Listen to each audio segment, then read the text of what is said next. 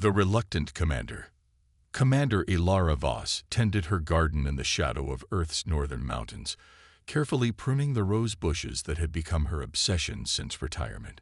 10 years had passed since she'd left military service, abandoning the stars for soil, trading strategy rooms for silence.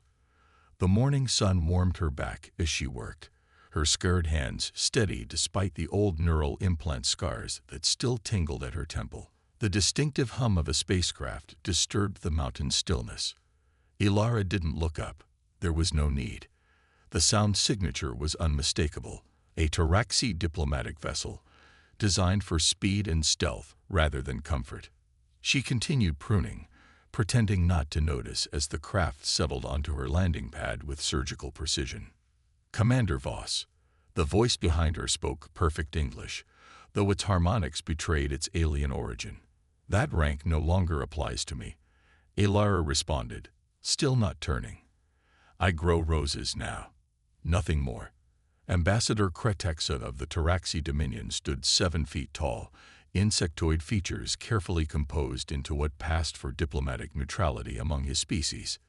His iridescent exoskeleton caught the morning light as he approached, flanked by 2 aides whose nervous mandible clicks betrayed their anxiety. The Galactic Concordat requires your assistance, Kretexa stated. The war with the Void Dominion has reached a critical juncture. Ilara finally turned, her weathered face impassive. At 58, she looked older than her years, gray streaking her once black hair, lines etched deep around eyes that had seen too much. The Concordat has thousands of tactical experts from 17 species. You don't need one retired human commander. We have tacticians, yes. Krekix's mandibles clicked in agitation. And we have been fighting this war for 327 standard years without resolution. Ilara's eyebrow raised slightly. The Void Dominion. A collective of synthetic intelligences that had broken away from their creators centuries ago, had been expanding their territory steadily since before humanity had achieved faster-than-light travel. The Concordat, an alliance of organic species, had been holding them at bay, but never gaining significant ground. 3 centuries of stalemate, she said, turning back to her roses. And suddenly you need me. Why? Kretexa moved closer, his tall form casting a shadow over her garden. Because you are human. That's not an answer. It is precisely the answer. The ambassador's compound eyes reflected the sunlight in fractured patterns. The Void Dominion operates using perfect logic, predictive modeling, and cold calculation. Every species in the Concordat has been fighting them using the same tools: strategic algorithms, probability trees, game theory. We have reached an impasse because both sides can predict each other's moves with 98.7% accuracy.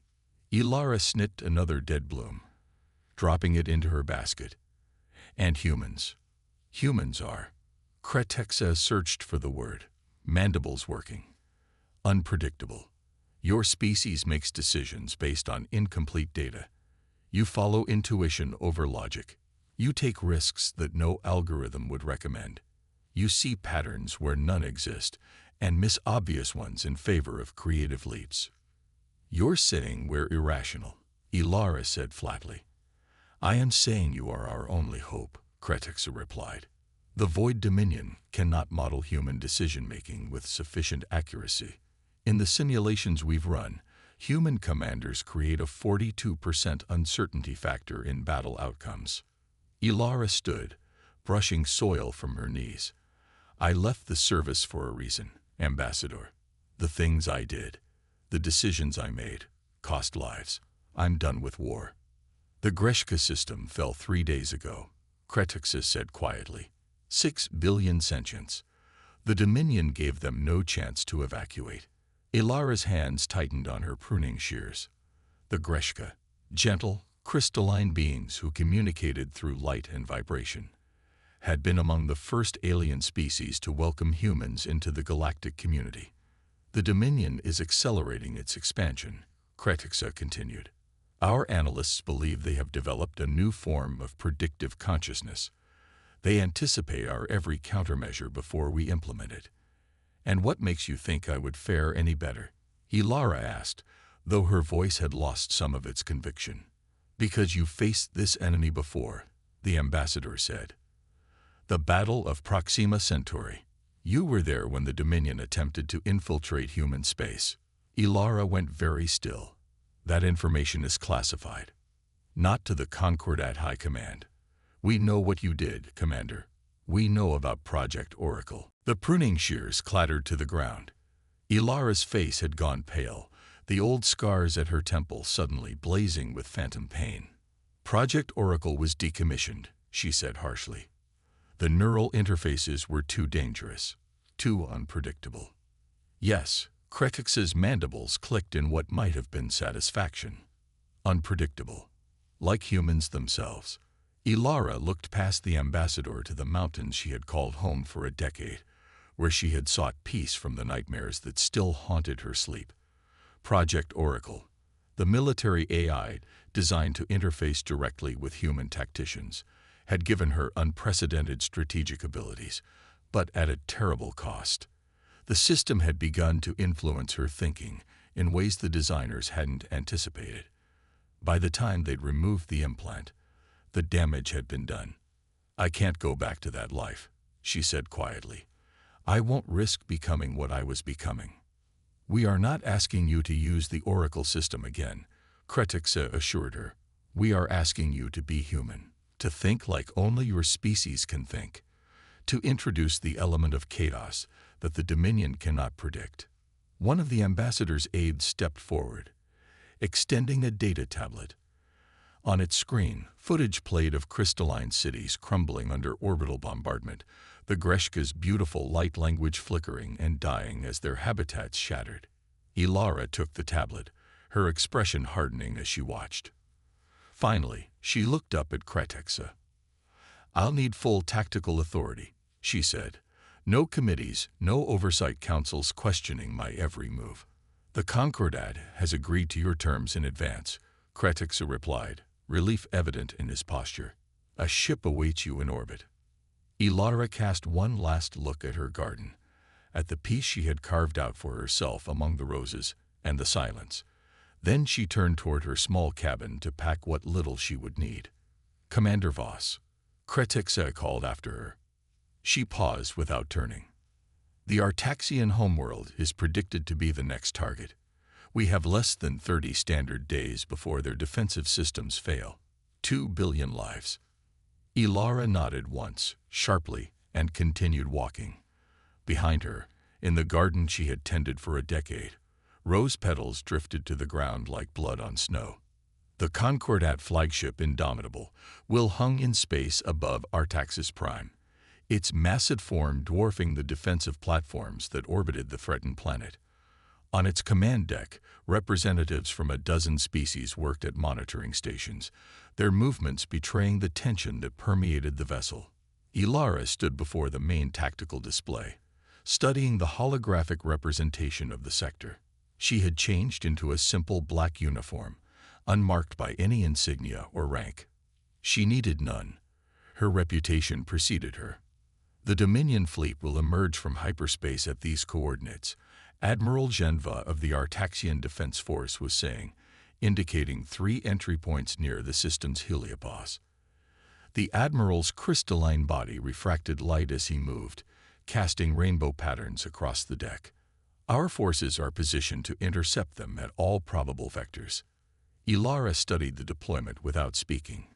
3 days aboard the Indomitable had confirmed what she already suspected. The Concordat was fighting a war of reaction, not initiative. Their entire strategy was built around anticipating the Dominion's moves and countering them, a losing proposition against an enemy that could process battlefield information at speeds organic minds could never match. "Your deployments are too symmetrical," she said finally. "Too predictable."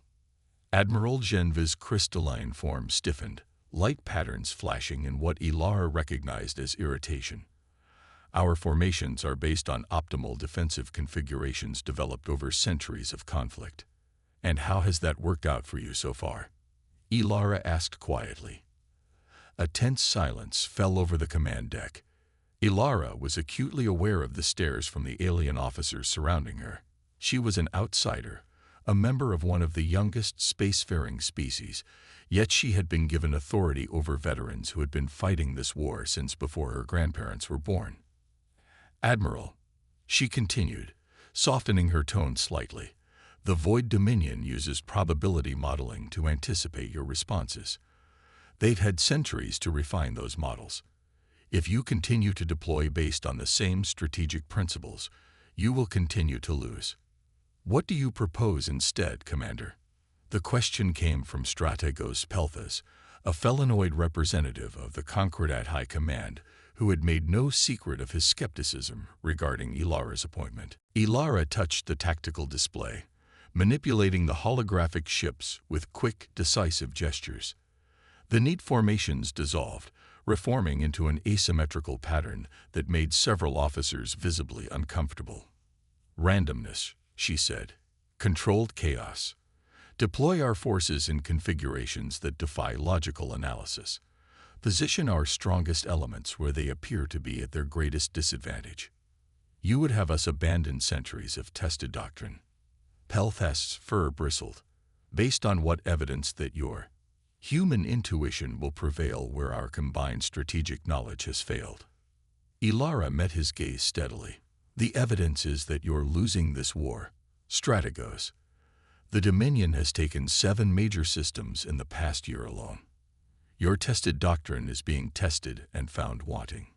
Before Pelthas could respond, the tactical officer, a Medusan whose serpentine appendages danced across multiple control interfaces simultaneously, reported, "Hyperspace ruptures detected. Dominion fleet emerging at predicted coordinates." Ilara turned back to the display, watching as red icons bloomed against the darkness. The Dominion vessels were elegant and lethal, their black hulls absorbing rather than reflecting sensor pulses. They moved with perfect coordination, their formation a mathematical ideal of offensive capability. "They're deploying exactly as predicted," Admiral Genva noted, a hint of vindication in his harmonic voice. "Our models were accurate." "Yes," Ilara said softly. "And they know exactly where you've positioned your forces in response. That's not a victory, Admiral. It's proof that both sides are locked in a predictable pattern." She stepped closer to the tactical display, studying the emerging Dominion fleet with narrowed eyes. Something about their deployment nagged at her, a pattern that felt familiar yet wrong. "This isn't their main force," she said suddenly. "It's too small, too perfect. They're showing us exactly what we expect to see." "Our intelligence indicated," Pelthas began, but Ilara cut him off. "Scan the system's Kuiper belt. Now." The Medusan tactical officer hesitated, looking to Admiral Genva for confirmation. The crystalline admiral gave the equivalent of a nod, and the officer redirected the long-range sensors. For a long moment, nothing happened. Then new alerts flashed across the display as sensor returns began flooding in. Hidden among the ice and rock of the system's outer reaches, a second Dominion force was gathering, nearly twice the size of the decoy fleet. "They were going to wait until we engaged the decoy," Ilara said, her voice tight with controlled urgency. "Then strike at the planet while our forces were committed." The command deck erupted in frantic activity as new orders were relayed and defensive positions recalculated. Through it all, Ilara stood motionless, her eyes fixed on the tactical display, her mind racing through possibilities and probabilities. "How did you know?" Admiral Genva asked quietly, moving to stand beside her. Ilara didn't look away from the display as she answered. "I didn't know. I suspected. The deployment was too clean, too by the book. The Dominion doesn't make mistakes, but they do make assumptions. They assumed you would react according to your doctrine and prepared accordingly." "And now?" the Admiral asked. A grim smile touched Ilara's lips. "Now we show them something they haven't seen before." She raised her voice, addressing the command staff. "All vessels, implement contingency Omega. Authorization VOS Alpha 7. Around her, the alien officers exchanged confused glances. "Commander," Strategos Pelthes said carefully, "There is no contingency omega in our battle plans." "No," Ilara agreed. "There isn't. Until now." As the first shots were fired in what would become known as the Battle of Artaxis Prime, Commander Ilara Voss stood at the center of the command deck, her scarred hands steady, her eyes clear for the first time in years. The phantom pain of her old implant had faded, replaced by something she had thought long lost. Purpose. The human element.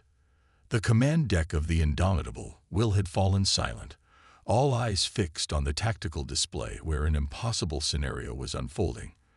The Concordat fleet, reorganized according to Commander Voss's unorthodox instructions, had split into 3 battle groups that seemed to defy all strategic logic. The smallest group, comprised mainly of heavy destroyers, was advancing directly toward the Dominion's decoy force, a suicidal move by any conventional analysis. The second group had powered down all non-essential systems and was drifting, seemingly dead in space, in a dispersed formation near the system's gas giant. The third and largest battle group was performing a complex series of micro-jumps through the system, appearing and disappearing from sensors in a pattern that even the ship's advanced computers struggled to predict. "This is madness," Strategos Pelthes muttered, fur bristling along his spine as he watched the destroyers closing with the superior enemy force. "They'll be annihilated." "Perhaps," Ilara said calmly, "or perhaps not." As the destroyer group came within weapons range of the Dominion vanguard, they suddenly executed a maneuver that caused several officers to gasp. Instead of opening fire, the destroyers deployed massive countermeasure packages, not as defensive screens, but aimed directly at the Dominion formation. The space between the opposing fleets erupted in a chaotic storm of electromagnetic interference, quantum distortions, and gravitational fluctuations. "What are they doing?" Admiral Genva demanded, light patterns flashing in agitation across his crystalline form. "Creating noise," Ilara replied. "The Dominion relies on perfect battlefield awareness. We're denying them that advantage." Within the storm of countermeasures, the destroyer group split apart, individual ships vanishing into the chaos only to emerge at unexpected vectors. The Dominion vessels, their sensors confused by the interference, began firing in predictive patterns that the Concordat ships were no longer following. Meanwhile, the dead battle group near the gas giant suddenly powered up, but not in the coordinated manner that doctrine would dictate. Each ship activated at a different moment, accelerating on seemingly random vectors that nonetheless carried them toward the hidden Dominion main force. "Their main fleet is moving," the Medusan tactical officer reported. "They're abandoning their concealed positions." "Of course they are," Ilara said, a grim satisfaction in her voice. "Their models can't account for what we're doing. They're reverting to basic programming. Eliminate the immediate threat." As the Dominion main force moved to engage, Ilara gave a new set of orders. The third battle group, which had been performing its erratic jump pattern, suddenly converged, not on either enemy force, but on Artaxis Prime itself. "Commander," Pelthes protested, "you're leaving the planet defenseless."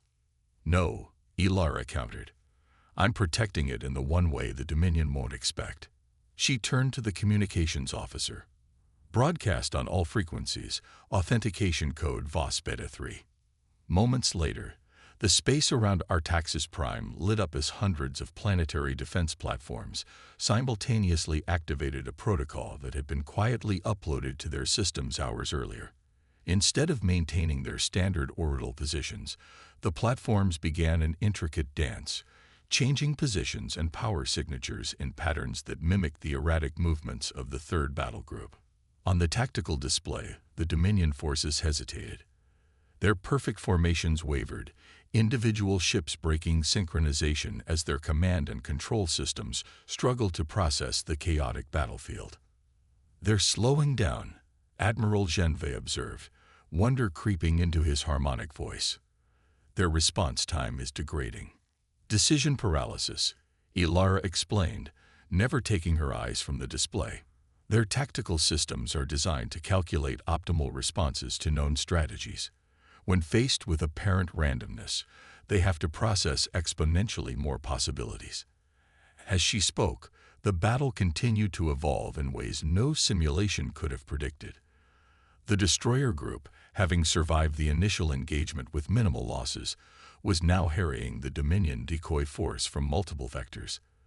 The dead battle group had reached the Dominion main force and was engaging in close-quarters combat, denying the synthetic ships the advantage of their superior long-range weapons.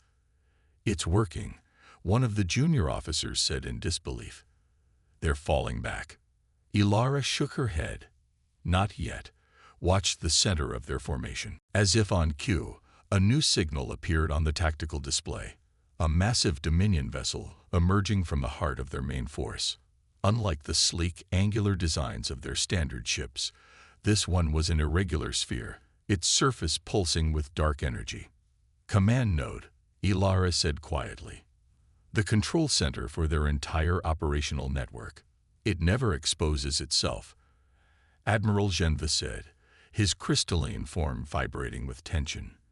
"In 3 centuries of conflict, we've never had a confirmed sighting of a command node in battle."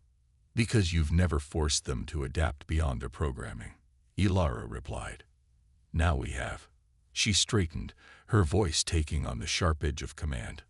"All forces, implement contingency Epsilon. Priority target designated." Across the system, the scattered Concordat vessels responded with what appeared to be renewed chaos.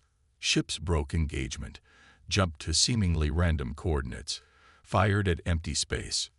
To an observer, or an enemy tactical system, it looked like a complete breakdown of command structure.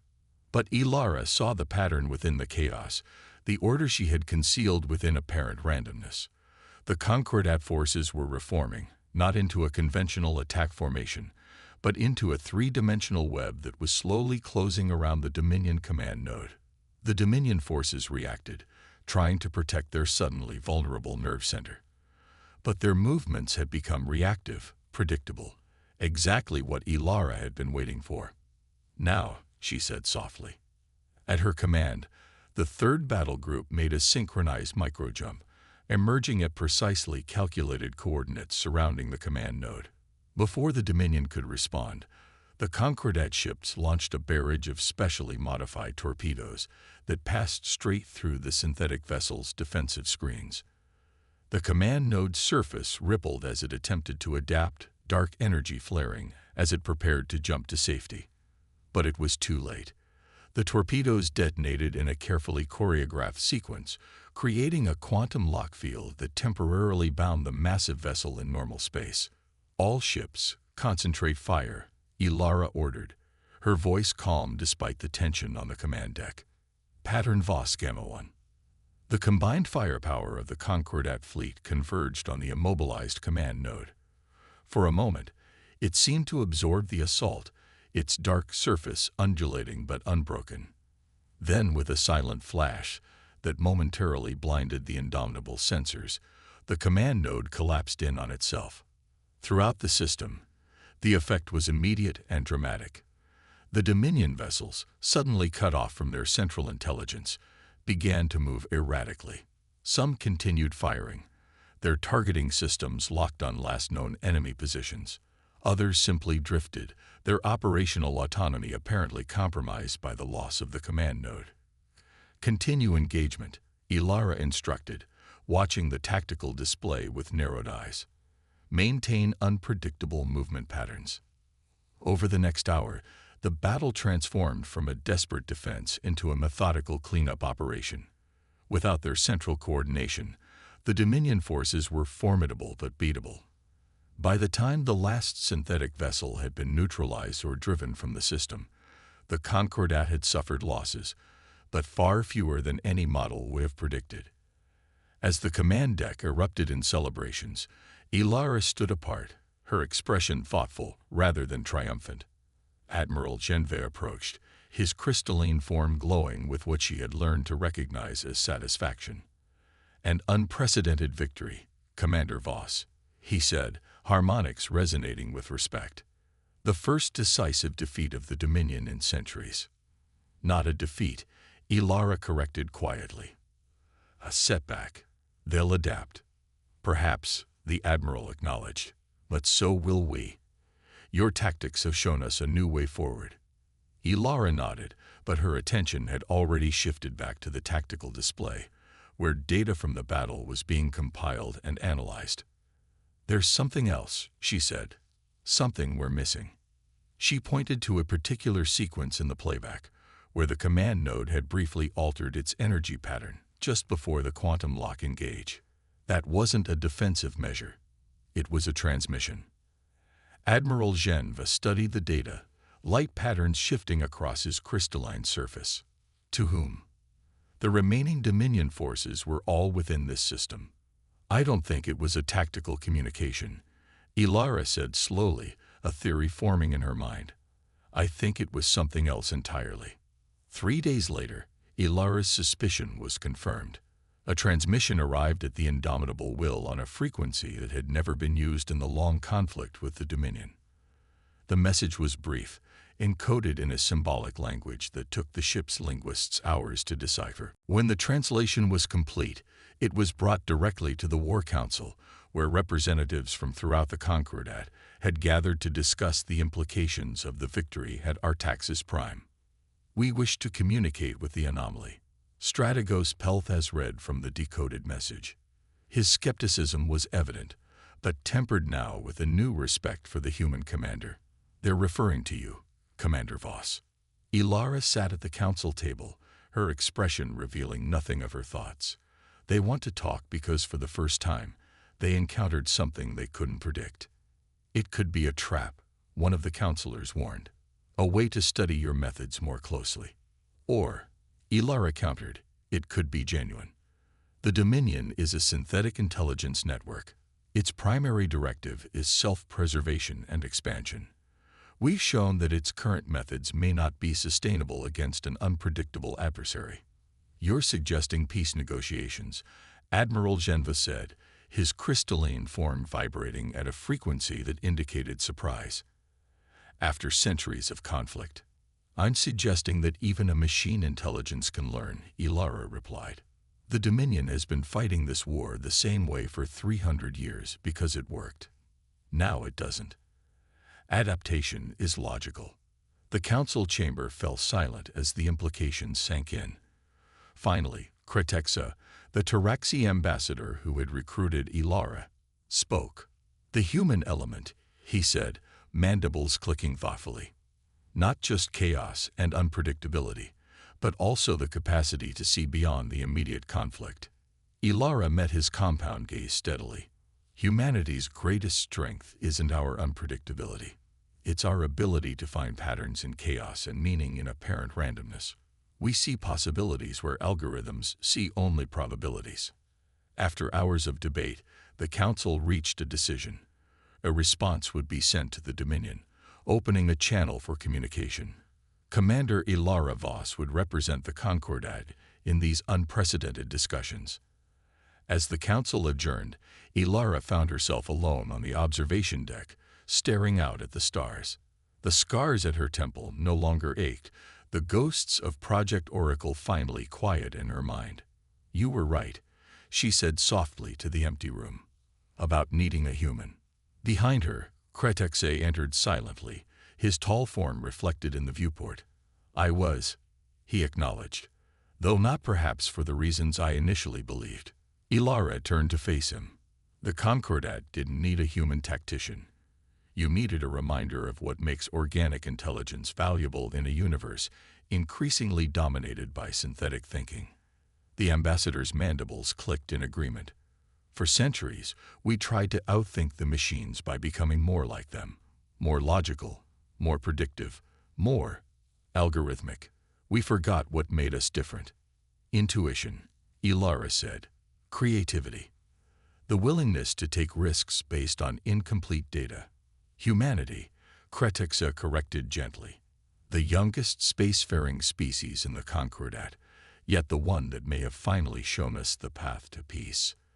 As they stood together, watching the stars, Ilara thought of her garden back on Earth, of the roses that would be blooming without her care. She had left seeking redemption for the ghosts of her past. She had found instead a future she could never have predicted. The war that had lasted for centuries was not over yet. But for the first time, there was hope that it might end not with the extinction of either side, but with understanding. All because a human commander had shown both organic and synthetic minds that there was always another way, a pattern within chaos, waiting to be discovered.